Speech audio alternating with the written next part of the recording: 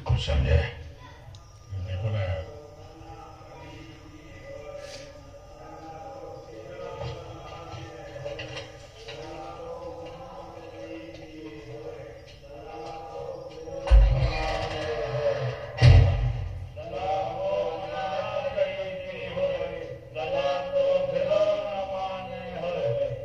आइए बच्चों, विद्यालय परिसर में अग्निअस्त्र का इस्तेमाल